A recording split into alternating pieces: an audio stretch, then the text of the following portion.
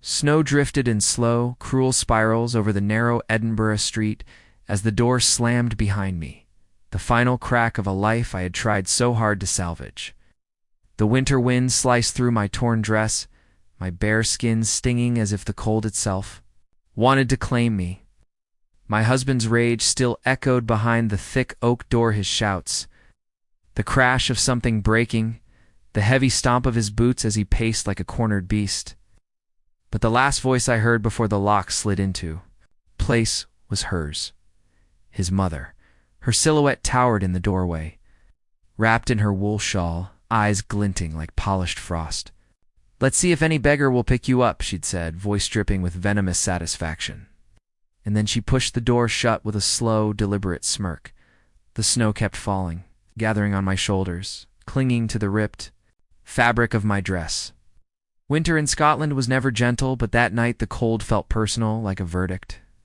My breath fogged in front of me, ragged and uneven as I stumbled toward the street lamp. The city hummed with distant life cars on Prince's Street, laughter spilling from pubs. But here, in this affluent enclave, where the old stone homes whispered with generational wealth, I was alone. For a heartbeat, I let myself break.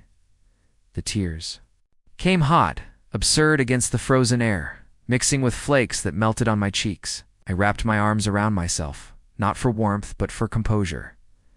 I had promised myself long ago I wouldn't let this family destroy me the way they had destroyed so many before me. His lineage proud, ancient, rotten at the roots. Mind, quiet, humble, resilient. But tonight wasn't just cruelty, it was tradition. A tradition I was done tolerating. My fingers shook as I pulled the small phone from the hidden pocket in the ruined dress. One number. Only one person I trusted. Enough. And when the call connected, his voice filled the void around me, steady, warm, controlled. "Say the word," he said. "Come," I whispered. The line cut. No questions. He understood. I leaned back against the icy stone wall, snow thickening around my feet as the minutes crawled by. My husband's mother watched from behind the curtains. I could feel her gaze, the delighted malice radiating through the frosted glass. She expected me to crawl, to break, to beg. But she had forgotten who I was before I married into their house of curses. She had forgotten where I came from. 30 minutes later, the quiet neighborhood erupted with the low synchronized hum of engines. Her curtains twitched. I straightened, one by one.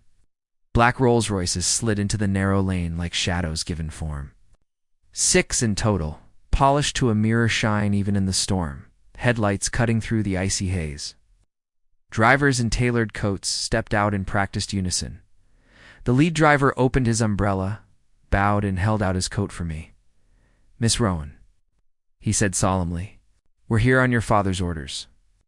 Her curtains flew open so violently the rod rattled. For the first time in years, I let myself smile, small, controlled, edged with quiet fury, because my father wasn't some faceless man in a modest village as my husband's family had always assumed. They had dismissed him as a provincial businessman, nothing compared to their generational estates. They never bothered to learn the truth. He was one of the wealthiest financiers in Scotland. His reach extended into parliament, industry, aristocracy. And unlike the cold dynasty I had married into, my father's loyalty was absolute. I slid into the warmth of the Rolls-Royce. The leather cradled me, the heated seats thawing the numbness from my limbs. The door shut with a gentle thud, a sound that felt like a promise. The convoy moved as one, gliding past the front of the house. As we passed, I allowed myself one look. My husband had come to the window. His face was pale confusion first, then recognition, then panic. His mother appeared behind him, gripping his arm as if steadying him. Her expression collapsed from smug triumph into horror. They realized too late that they had thrown out not a helpless woman, but an heir, by the time we reached my father's estate near. In Verleith, I had regained my composure. The towering iron. Gates opened, lanterns illuminating the long drive lined with ancient oaks. The manor rose from the snow like something carved into existence, full of history, legacy, and unspoken strength. Inside, Warmth enveloped me-crackling fireplaces, wool rugs, soft gold lighting. My father met me in the drawing room, his eyes stern and sharp as I remembered, darkened with fury at the sight of my torn clothes. My shivering frame. "They touched you," he said quietly. Statement, not a question. And unlike my husband's mother's cruelty, his quiet anger felt protective. "Righteous, I'm going to destroy them," he murmured. I touched his arm.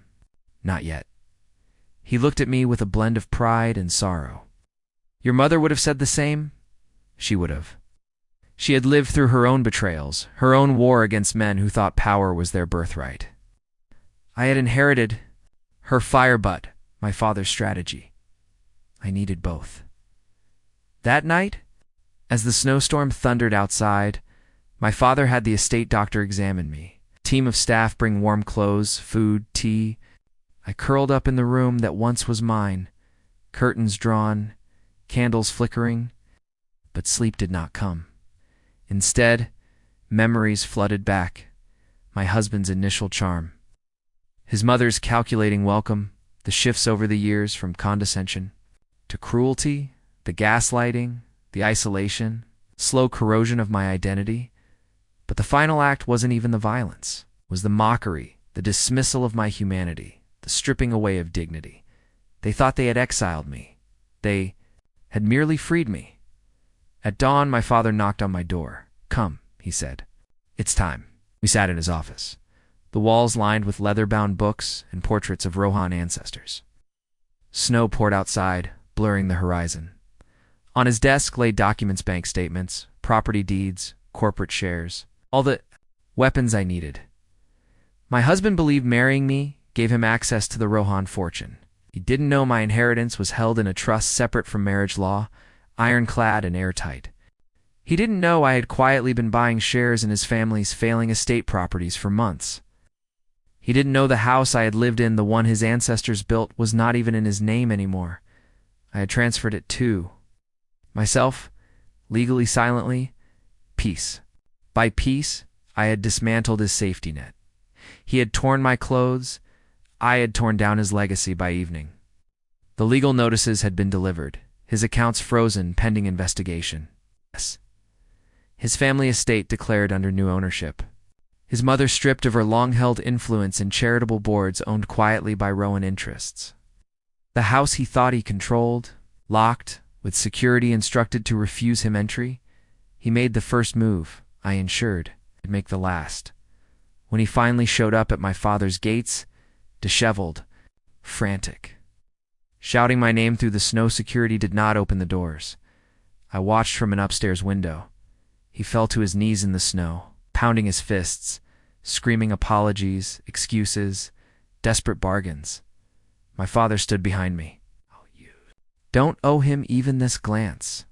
"I know," I whispered. "This is not for him, it's for me."